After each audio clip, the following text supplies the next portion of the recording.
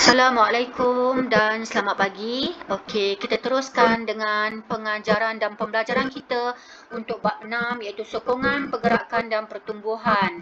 Okey, untuk topik ini kita akan masuk dalam tajuk pola pertumbuhan anak benih kacang hijau, iaitu kita akan menyentuh eksperimen 6.2. Okey.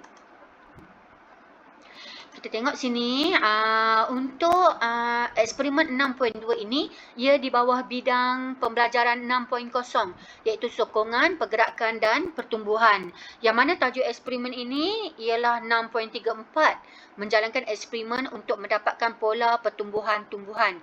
Okey, kita menggunakan pola pertumbuhan anak benih kacang hijau. Okey, seterusnya bila kita menjalankan eksperimen atau amali, sudah tentu kita akan menulis laporan eksperimen kita sebagai evidence. Okey, iaitu kita akan mengikut format laporan amali yang telah ditetapkan, iaitu pastikan kamu ada nombor eksperimen. So, nombor eksperimen yang kita buat di sini ialah eksperimen 6.2. Tajuknya iaitu pola pertumbuhan anak benih. Seterusnya diikuti dengan penyataan masalah, tujuan, hipotesis, pembeli ubah, okey, bahan daradas, rajah susunan bahan daradas, prosedur, langkah-langkah dalam eksperimen ini. Diikuti dengan pemerhatian keputusan, mentafsir data, perbincangan dan diakhiri dengan kesimpulan.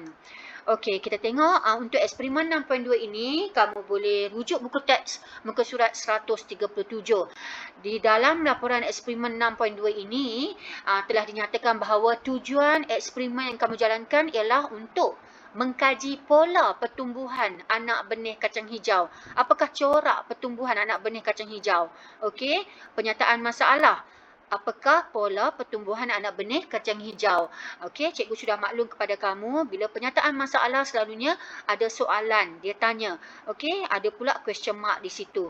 Okey, seterusnya hipotesis. Apakah ulasan, ulasan bukti eksperimen yang kamu nak nyatakan dalam eksperimen 6.2 ini, iaitu bahawa kamu menyatakan bahawa pola pertumbuhan anak benih kacang hijau adalah berbentuk sigmoid. Kamu tengok, adakah bila kamu menjalankan eksperimen ini, dia berbentuk sigmoid. Okey, kamu boleh buat kesimpulan selepas itu.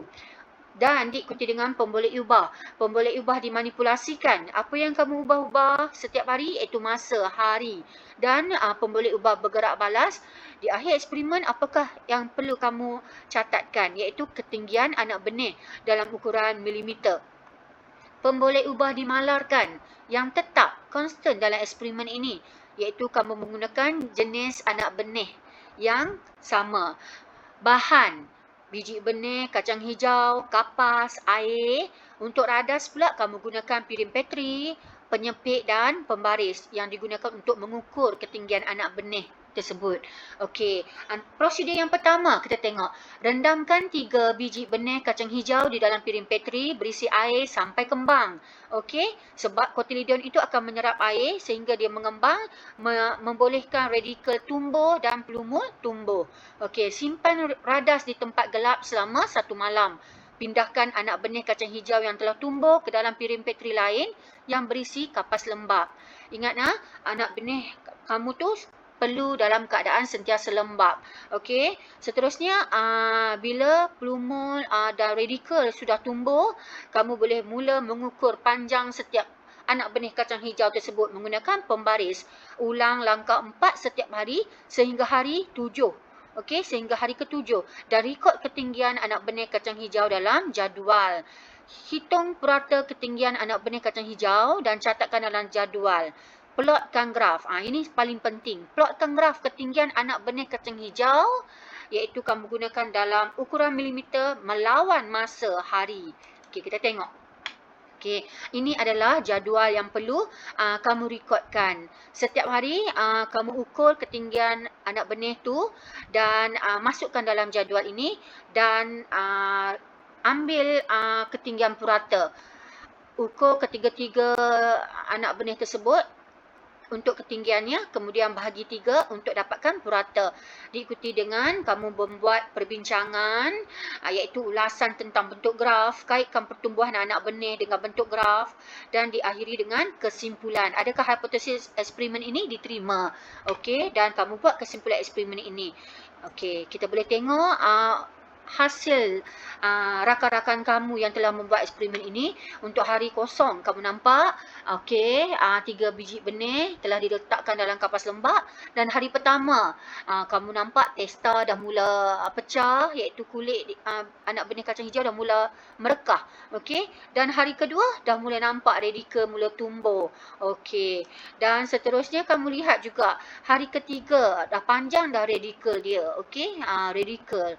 Dan seterusnya hari keempat sehinggakan plumul pun dah mula tumbuh, dan cotyledon iaitu embrio dia naik ke atas. Okey, ini kita boleh kenali sebagai percambahan epigial, iaitu cotyledon naik ke permukaan atas. Itu kita panggil percambahan epigial.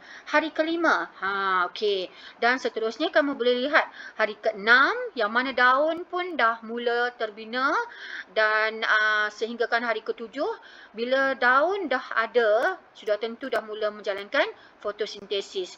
Okey, dan kita lihat ini contoh laporan eksperimen yang telah ditulis oleh rakan kamu, yang mana cikgu telah tanda konstruk K1, P2. K1 iaitu konstruk untuk kamu menjalankan eksperimen. Okey, P2 untuk tujuan eksperimen ini. K1, P1 yang mana kamu menjalankan eksperimen dan kamu ada konstruk P1. Petunjuk prestasi P1 iaitu kamu ada menulis penyataan masalah. Okey, ini laporan eksperimennya dan diikuti dengan keputusan. Okey, konstruk 3 iaitu mengumpul, merekod data dan pemerhatian. P1, petunjuk prestasi P1 iaitu kamu boleh melengkapkan pemboleh ubah dimanipulasi dan pemboleh ubah bergerak balas dalam jadual dengan betul. Dan kawan kamu telah menulis perbincangan dan diakhiri dengan kesimpulan. Okey, so kamu tengok ini hasil kawan kamu telah tangkap gambar dan kemudian print. Hari kosong sehingga hari ketujuh. Kamu perlu ambil gambar sebagai evidence eksperimen ini. Okey, seterusnya kamu boleh lihat juga. Ini dia kita panggil apa? Graf pertumbuhan anak benih kacang hijau. Kamu boleh nampak sedikit berbentuk sigmoid. Okey. So, cikgu telah tandakan sebagai konstruk K4. Okey, dan P1A. Setiap satu ni ada konstruk dia. Okey. Pastikan kamu dapat menjalankan eksperimen ini dengan betul. Okey, ini sahaja. All the best. Semoga kamu dapat menjalankan eksperimen dengan baik. Okey, Assalamualaikum. Bye.